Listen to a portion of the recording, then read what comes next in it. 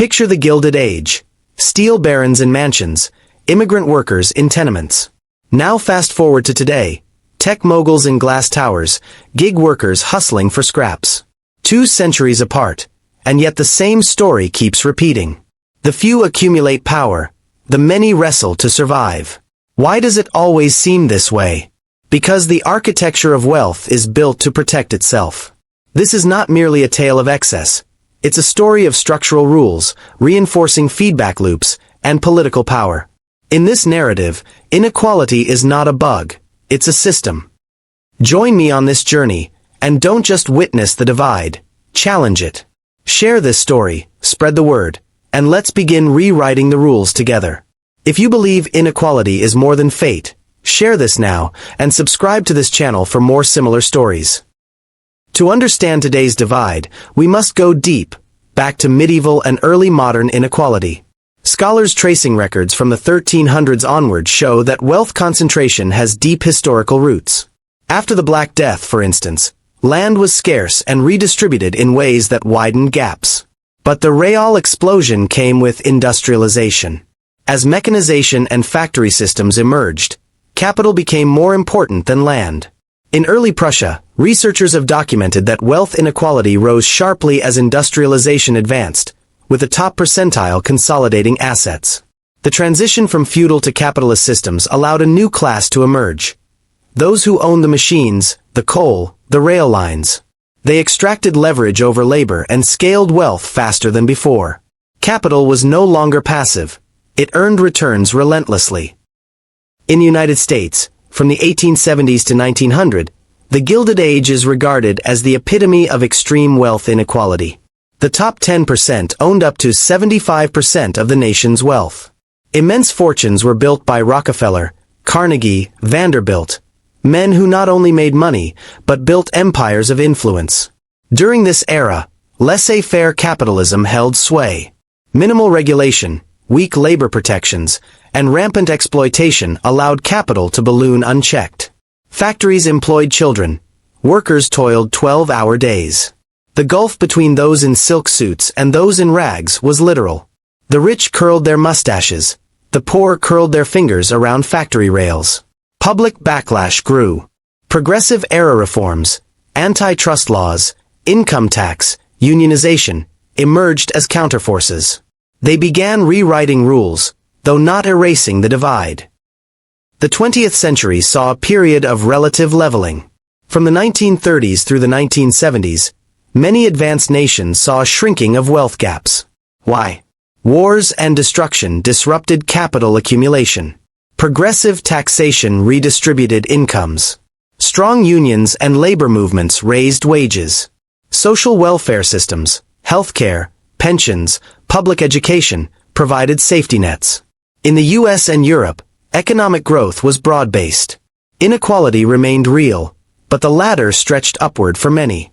As a guide to historical income inequality notes, the post-World War II decades experienced broadly shared prosperity, with incomes rising across the ladder, CBPP.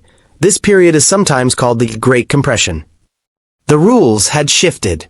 The wealthy still had advantages, but structural supports made mobility more feasible. By the 1970s, cracks began forming. Growth slowed. Deregulation, financial liberalization, declining union strength, and tax cuts all conspired to open the gap. The top income shares resumed their ascent.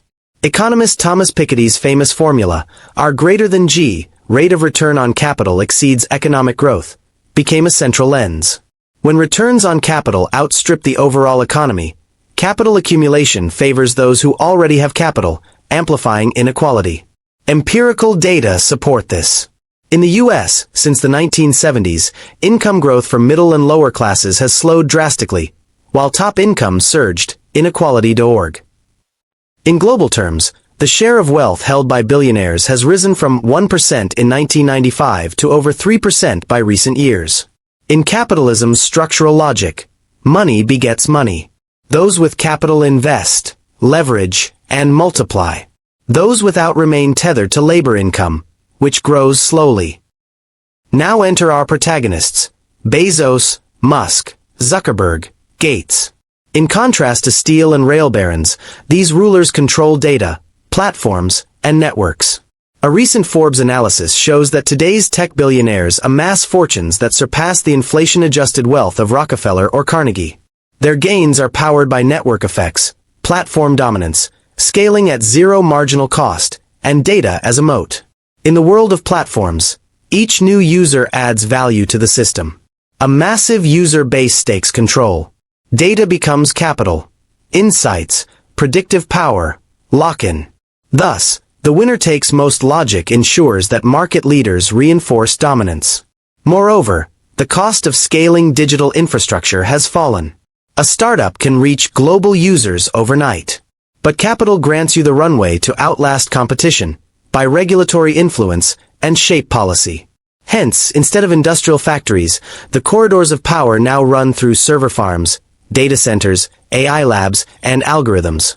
Yet the logic is unchanged. Accumulate capital, lock an advantage, and replicate. Wealth translates into influence. The elite lobby, fund campaigns, and shape tax and regulatory regimes. Studies show that countries with right-leaning power distributions since the 1980s correlate with rising inequality, determinants of income inequality in rich democracies. Market rules themselves become rigged. Money passes down. Estate taxes are weak or avoidable. Families build dynasties across generations. Capital owners don't lose, they pass on. This ensures a persistent class. Capital gains, dividends, and interest are taxed favorably compared to wage income.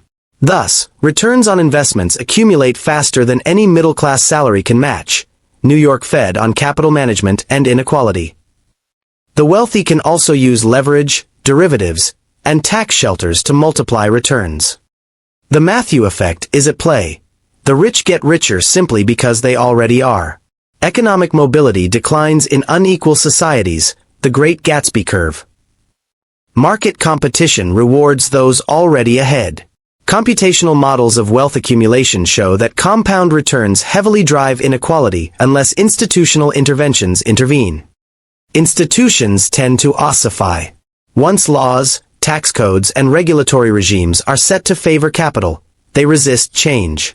Capitalism's inequality becomes self-reinforcing, unless political forces disrupt it. Why should we care? Because inequality isn't just numbers. It shapes lives, democracy, trust. Political polarization and elite capture rise as voice concentrates. Public goods suffer when wealth concentrates: health, education, infrastructure. Economic bubbles trigger crises when capital accumulation is disconnected from real productivity. Legitimacy is threatened when many feel the game is rigged. Joseph Stiglitz argues in The Price of Inequality that inequality begets inequality. Those with wealth use it to secure more rules in their favor, weakening democracy and economic opportunity. The meritocracy narrative is challenged. If talent matters, why is mobility so low? Structural barriers suggest that luck, inheritance, and power matter more than individual effort. Stories pierce numbers. A talented child without resources loses opportunity. A startup squeezed out by monopoly architecture. Communities left behind while city centers boom. These are not anomalies. They are features of the system. Past reforms that altered the script. Progressive taxation and wealth taxes in the early 20th century curbed excess. New Deal legislation in the U.S. reined in financial excess. Labor protections, unions, and social welfare redirected gains to broad populations. Post-war institutional frameworks, e.g., public education, pensions, compressed inequality. These changes didn't erase the divide, but they tilted the field. Modern proposals and experiments. Wealth taxes, e.g., proposed ultramillionaire tax in U.S. aim to claw back excess wealth. Universal basic income, UBI, or guaranteed minimum incomes. Stronger antitrust enforcement to break monopolies and platform dominance. Capital gains tax parity with labor income to reduce differential treatment. Public ownership models of key infrastructure and data. Democratic reforms. Campaign finance limits, lobbying restrictions, public funding of elections. Any shift requires political mobilization. Rules can change, because they already have before. The wealth divide is not a glitch, it is the lid applied by the system itself. From feudal landowners to oil magnates to algorithmic overlords, the few have always converted power into advantage. Yet history is not static. It is shaped by power, struggle, and choices. The Gilded Age was followed by reform eras. Today's digital era could either deepen the chasm or become a moment for revision. If the rich always win unless rules change, then our fight is clear: to change the rules. To disrupt the architecture of accumulation, democratize capital, redistribute power, and build an economy where human flourishing, not just capital accumulation, becomes the default. Because in the end, the story of inequality is also the story of possibility. The wealth divide will not shift itself. Act, speak, vote. Support policies that dismantle the barriers. Share this message. Demand new rules. Because tomorrow will look the way we decide today. If this story moved you, don't let it end here. Amplify it. Use your voice. Demand change. We can deepen the digital Gilded Age, or tear it down. Start now. Share, engage, push for a new economic architecture, and subscribe for this channel for similar stories.